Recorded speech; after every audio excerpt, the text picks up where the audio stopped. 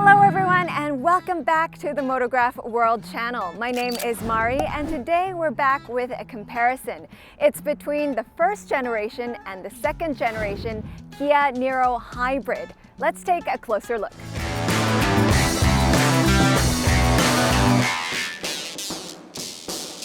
There were a lot of people who were very unpleased or displeased with the design of the first generation Niro. I concur. I can really see why they were not really pleased about the design. It's a very rounded, cute face.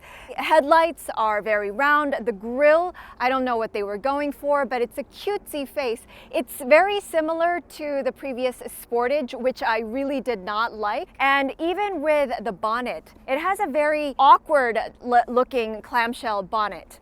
Let's look over with the new and much improved Niro. It's a much more refined and much bolder looking design. The tiger shape or the tiger face has been much more improved, and you see that it's a much more masculine face. And the headlights and the headlamps, they say that these lights are kind of looking like heart rate monitor that you see at the hospital. I'm not sure if I really agree with that, but it's much more structured and linear compared to these circular lines that you see on the previous version. Now let's look at the profile of the car. I don't have much to say. The first generation Kia Niro Hybrid, let's say it was utilitarian and it was very simple, rounded curves and very simplistic. And if you see at the back with the C-pillar, you can see that it was part of the trunk actually. So it was a mini wagon, but wagons are not very popular in Korea. So in essence, they kind of shortened the wagon part of the car, making it look as if it was a compact SUV. So if you look at the new version, it's much more modern. It's just simple, streamlined. You can directly see that there's one distinct change in the design features, which is in fact the C-pillar. The C-pillar kind of reminds me of one distinct model, the Volvo XC40. You can actually change the different colors and materials. And here you have an air hole that flows through from the front all the way to the back. Once again, you see the same kind of improvement on the backside. The previous first generation was rounded, curvy, whereas the new improvement is more edgy and more modern. You see a lot of these design features on the previous Sportage model as well. The lights as well as the back of the trunk, all curved and very voluptuous. If you look at the new version, it's much more edged. When you come down on the slope all the way down to where you have your trunk, you also have these lights at the tail lights that are similar pattern from the headlights that you saw in the front with that heartbeat monitor pattern. They say that the same kind of design aesthetic was applied from front to back all the way. And now we've opened up the trunks to see how much luggage you can actually fit into the trunks. Considering the size of the vehicle, both have a considerable amount of the trunk size. The new version has 451 liters of the trunk capacity, which is 15 liters more than the previous version. The previous version had 436 liters. The previous version had a bigger dip. Even if it is a slightly smaller trunk, you have a higher trunk ceiling because it goes down deeper. It's 15 liters smaller than the new version. I can sit comfortably inside with my legs fully stretched out. And if you fold up the second row seats, I'm sure that you'll have more than enough space.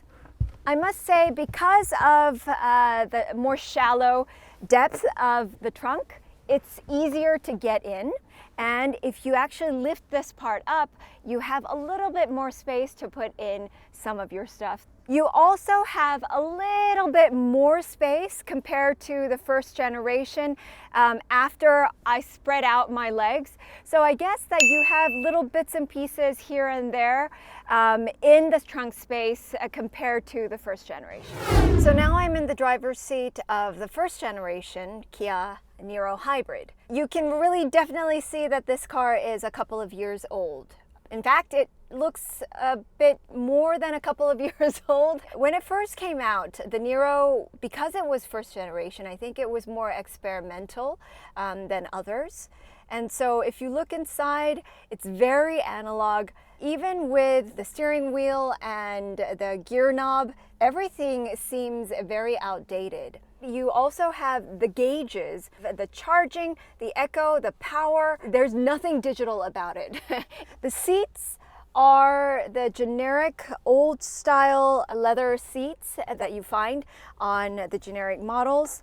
You also have this kind of slightly cushiony polyurethane and then the plastic in the middle. So the first generation Niro, the hybrid, was very well known for having a long wheelbase, which meant that the second row seats had a lot of space inside. I'm sitting very comfortably and I have a lot of leg room, even the headroom as well. And now with the center tunnel, even the center tunnel is very low. You would feel very comfortable because you wouldn't have that much of a high center tunnel. Here you have the armrest with two cup holders and the same kind of high gloss black plastic on the door trims of the second row seats as well. Once again, it's very comfortable. The second generation also has a lot of room in the second row seats. I can spread out my legs and still have a lot of room. The headroom as well. As for the center tunnel, I feel that this one has a slightly higher center tunnel compared to the first generation. It could be because the seats are lower. If you're sitting in the center seat, it might be a little bit uncomfortable. The seats do have two different angles, but even with the angle at where we're right now, quite comfortable even with this angle. Overall, the seats are very comfortable for the second row seats. You also have the armrest here with two cup holders. And now for the center console, you also have the 220 volt charger. And here on the side of the seats, you have the C-port USB chargers. It's almost difficult to actually see that it's just one generation because there are so many changes even in the interior. And Kia has really upped their game even in the interior. If you look at the designs, it's much more futuristic. If you just compare the first generation and the second generation side by side, you can't really imagine that it's the same car. I mean, it's not even the same brand of car. Here you can see that it's 10.25 digital screens put together to have that panoramic view. And you also have a much more lower screen here in order to provide much more wider line of sight. On this one, you do have the head-up display, which also helps. You also have the new logo that's applied. The steering wheel has become a little bit bigger compared to the previous version.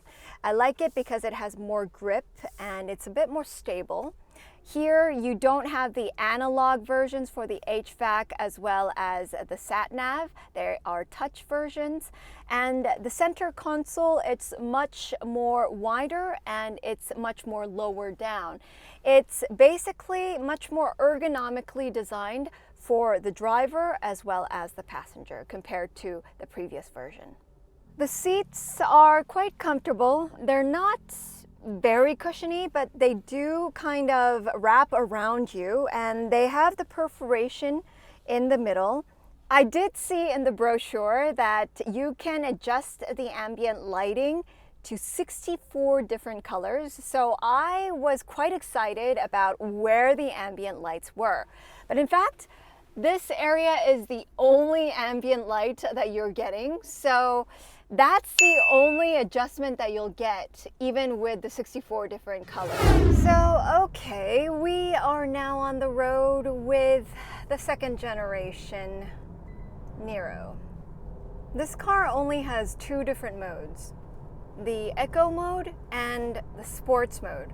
There's no comfort mode, as you can see in all other Kia and Hyundai motors.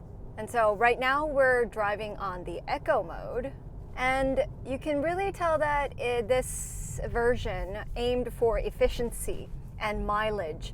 They used the 1.6 Smart Stream, but they didn't use the turbo version that they put in the Tucson or the other upper version models.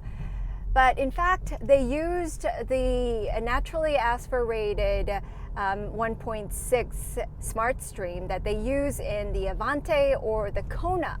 It was more of a decision to go for efficiency and mileage rather than the strength and power. In terms of the driving capabilities, it has been improved compared to the first generation. The first generation feels outdated. This one feels much more modern. It drives more smoother. It's easier to drive, but for a driver like myself, it's too light. And even with the steering wheel, I feel that it's going to fly off because it's way too light for myself. It's much more of an urban drive, I think, for an inner city drive. This is a 6-speed DCT transmission. Previous one, there was a little bit of a delay and there was a bit of a shock. As for the new version, the drive is quite smooth and easy to drive. Overall, I think compared to the first generation Kia Niro Hybrid, it is definitely a whopping improvement on both interior and exterior, as well as the overall drivability of the car. So guys, I hope you enjoyed our comparison of the first generation and second generation Kia Niro Hybrid. So tell us what you think down below on your comments, and remember to hit subscribe. I'll see you next time.